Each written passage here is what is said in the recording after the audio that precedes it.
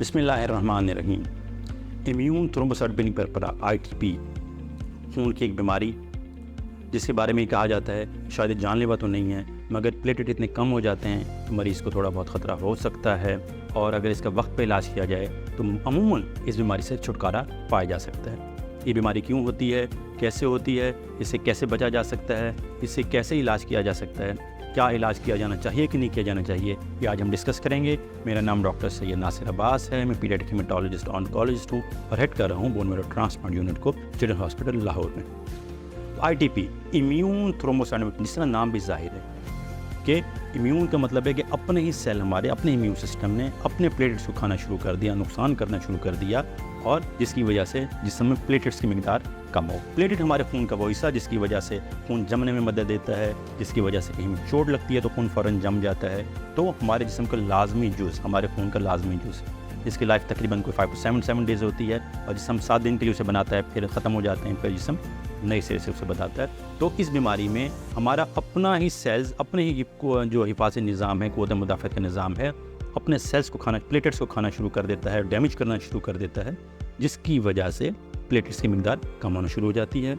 जिस्म के ऊपर बच्चे को नील धब्बे पड़ने शुरू हो सकते हैं, बच्चे या बड़े को कहीं से ब्लीडिंग हो सकती है। इसके अलावा नाक से, मुंह से, अमूमन म्यूकोजल ब्लीड होता है। म्यूकोजा का मतलब ये होता है कि जॉइंट के अंदर, स्पेस के अंदर ब्लीड नहीं हो रहा, नाक से, मुंह से, आपके गम से, यूरिन के अंदर म्यूकोजल ब्लीड हो सकता है। बच्चियाँ बड़ी हैं तो इस साइकिल्स उनके प्रोलॉन्ग हो सकते हैं। यानी ये हो सकता है कि मेंसेस के पीरियड्स बहुत ज़्यादा प्रोलॉन्ग हो जाएंगे, ब्लीडिंग ज़्यादा हो।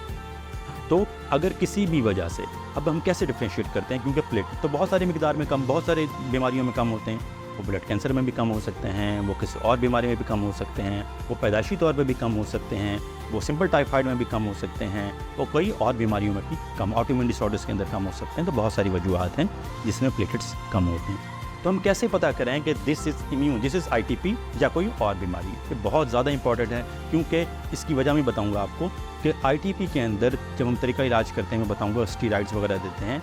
अगर हमने गलत डायग्नोज किया और किसी और बीमारी में मेडिसिन वो दे दी जो ITP की थी, तो उसकी वजह से क्या कॉम्प्लिकेशन होगी मैं आपको बताऊँगा। सबसे पहले, अगर किसी भी बच्चे या बड़े के जिस्म में नील धब्बे वगैरह पड़ने शुरू हो गए हैं, और अमूमन ये बीमारी जो होती है वायरल इन्फेक्शन के बाद, गला ख़राब हुआ, ना फ्लू हुआ, उसके अमूमन कोई 8 से 10 दिन के बाद ये बीमारी हो सकती है। इस बीमारी की अलामत ये है कि सिवाय ये कि जिस्म पर नील धब्बे पड़ रहे हैं, जिस्म पे प्लेटलेट्स कम हुए हैं जिस्म के अंदर, इसके अलावा मरीज़ को कोई और प्रॉब्लम नहीं है। मरीज़ को ना जिस्म में जोड़ों में दर्द है, ना बुखार है, ना कोई और बीमारी है, बिल्कुल एक्टिव है, निढाल नहीं हो रहा, सब कुछ बिल्कुल ठीक ठाक है, चलता फिरता नॉर्मल इंसान है, बच्चा या बड़ा। वो कहते हैं मुझे और तो कोई बीमारी नहीं है, बच्चा है या बड़ा, मगर प्लेटलेट्स कम हुए हैं। तो सबसे पहली शर्त ITP को पूरा होने के लिए कि और कोई बीमारी नहीं होनी चाहिए, कोई बुखार, कुछ और नहीं होना चाहिए इस मौके पे जब प्लेटलेट्स कम हुए हैं, नंबर 1। दूसरे नंबर पर ये कि अगर किसी का प्लेटलेट कम है तो कोई जिस्म की गिल्टियाँ नहीं होनी चाहिए, जिगर तिल्ली बिल्कुल नॉर्मल होने चाहिए, जोड़ों में दर्द वगैरह, जोड़ों की सूजन वगैरह नहीं होनी चाहिए। अगर कोई और चीज़ नहीं मिल रही जो प्लेटलेट्स को कम कर सकती है, तो फिर हम कहते हैं कि this is most likely ITP, immune thrombocytopenic परपरा।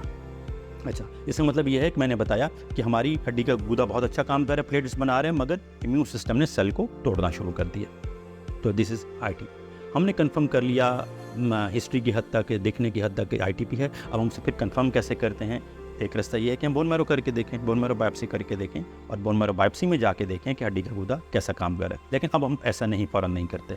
अब कुछ और मज़ीद टूल्स आ गए, खून के सिंपल टेस्ट IPF वगैरह आ गए, जिससे हमें अंदाज़ा हो जाता है कि बोन मैरो कितना अच्छा काम करिए और क्या सेल ये टूट रहे हैं कि नहीं टूट रहे हैं। अच्छा, अगर हमें कंफर्म हो जाता है कि सेल टूट रहे हैं, IPF बहुत अच्छा है, प्लेटलेट्स इमेच्योर प्लेटलेट फ्रैक्शन बहुत अच्छी है, सेल से टूट रहे हैं प्लेटलेट्स के अलावा, बच्चे को कोई या मरीज़ को कोई और मसला नहीं है, तो हमें क्या करना चाहिए? हमें देखना चाहिए कि मरीज़ को कोई वायरल इन्फेक्शन वगैरह तो नहीं हो रहा, काला यरकान, पीला यरकान, हेपेटाइटिस A, B या C, कुछ और तो नहीं है। अगर वो नहीं है तो मोर देन 70-80% ITP की बीमारी खुद ब खुद रिजॉल्व हो जाती है, और आपको कोई भी मेडिसिन नहीं देनी पड़ती। आप सिर्फ इन्फेक्शन को ठीक करें, अमूमन 10 से 15 दिन के अंदर ये बीमारी खुद ब खुद ठीक हो जाती है, और जब आप CBC करा के देखेंगे 10 से 15 दिन के बाद, वो बिल्कुल नॉर्मल हो। पहली कोशिश यही होनी चाहिए कि देखो, हमारे लिए, डॉक्टरों के लिए इलाज में मेडिसिन देना सबसे आसान काम है। لیکن کسی بھی مریض کو یہ سمجھانا یا اس کی فیملی کو یہ سمجھانا کہ آپ نے کوئی میڈیسن نہیں دینی، یہ بڑا مشکل ہو جاتا ہے بعض اوقات. مگر آپ کو سمجھنا چاہیے کہ غیر ضروری طور پر آئی ٹی پی کے مریض کا علاج نہیں ہونا چاہیے، اور یہ بیماری سیلف ریزالونگ ہے، خود بخود ٹھیک ہو جاتی ہے.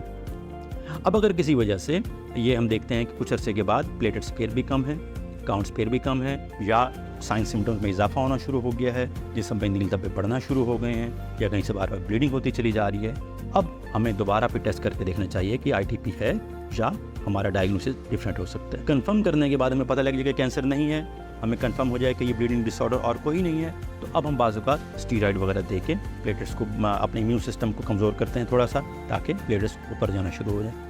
عموماً 21 دن کے لیے، میکسیمم 1 منتھ کے لیے دیا جاتا ہے. اور بھی آپشنز موجود ہیں، اگر ایکیوٹ بلیڈنگ ہو تو آئی وی آر جی کے انجیکشنز ہیں، اینٹی ڈی ہیں، کچھ اور انجیکشن ہم لوگ دیتے ہیں. اور یہ بیماری عموماً میں نے کہا نا کہ 70-80% خود بخود ٹھیک ہوتی ہے، اور اگر نہ بھی ہو تو عموماً میڈیسن دینے کے بعد مور دین 90% بیماری ہمیشہ کے لیے ختم ہو جاتی ہے. لیکن کوئی 10 سے 15% بچے یا بڑے ایسے ہو سکتے ہیں کہ جہاں پہ کرونک فیز میں چلی جائے یا پرسسٹنٹ فیز میں چلی جائے. مثلاً اگر 3 ماہ سے زیادہ بیماری پرسسٹ کرے یا 1 سال سے زیادہ پرسسٹ کرے تو ہم اسے کرونک فیز میں کہتے ہیں، پرسسٹنٹ اور کرونک.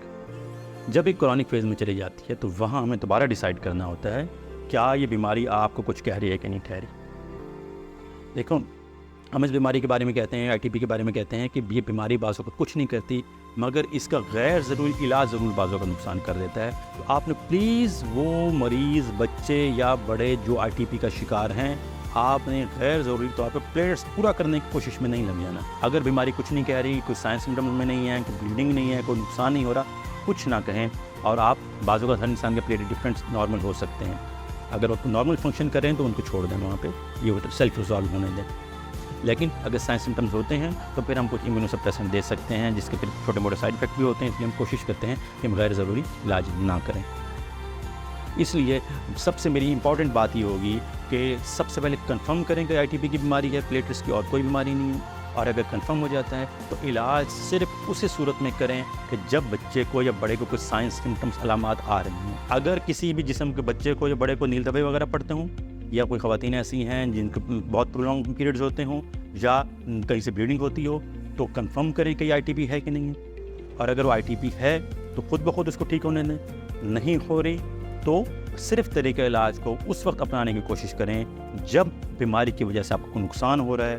ادروائز اس بیماری کو خام پہ میں چھڑنے کی اور غیر ضروری طور پہ علاج کرنے کی ضرورت نہیں ہے. بہت بہت شکریہ.